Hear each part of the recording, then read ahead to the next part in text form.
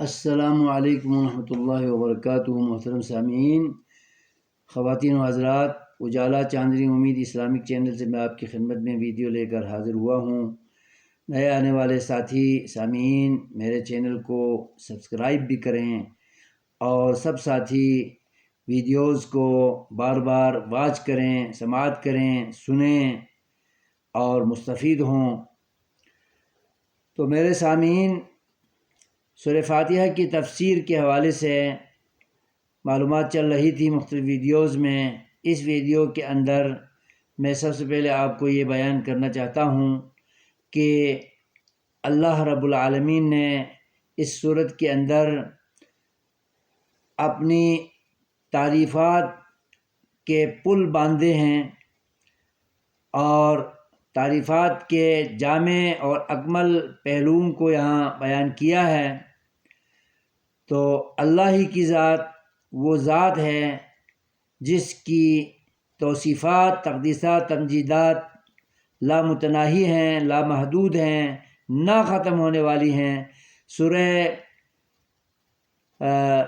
کہف کے اندر اللہ نے فرمایا ہے، قُلْ لَوْ كَانَ الْبَحْرُ، کہہ دیجئے میرے پیغمبر، اگر دنیا کے سارے سمندر مدادا لکلمات ربی، میرے رب کی تعریفات لکھنے کے لیے سیاہی بن جائیں، اور پوری دنیا میں موجود درخت، سبزہ، جڑی بوٹیاں، پودے سب قلم بن جائیں، تو اللہ کی تعریفات، تقدیسات، تمجیدات ختم نہیں ہو سکتی۔ دریا، سمندر سوکھ سکتے ہیں، ختم ہو سکتے ہیں، اور قلم بننے والے درخت، پودے، جڑی بوٹیاں سب منعدم ہو سکتی ہیں، لیکن اللہ کی تعریفات جو ازلی اور ابدی ہیں کبھی ختم نہیں ہو سکتی ہیں۔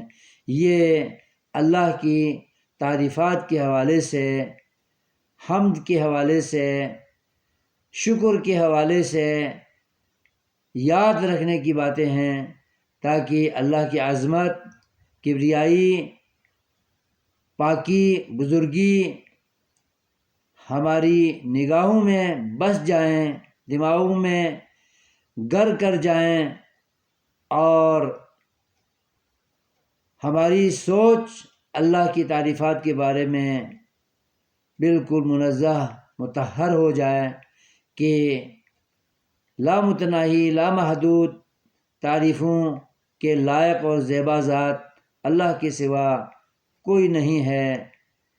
یہ اللہ رب العالمین سورۃ الحمد کے اندر انسانوں پر باور کرنا چاہتا ہے، انسانوں کو ان اوصاف سے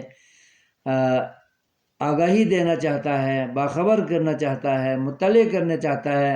لہٰذا ہمیں تدبر و تفکر کے ساتھ قرآن کریم کو پڑھنا چاہیے اور جاننا چاہیے، مطالعہ کرنا چاہیے اور تلاوت کرنی چاہیے، قرأت کرنی چاہیے، بار بار پڑھنا چاہیے، اور اس کی طرف توجہ دینے کی ضرورت ہے۔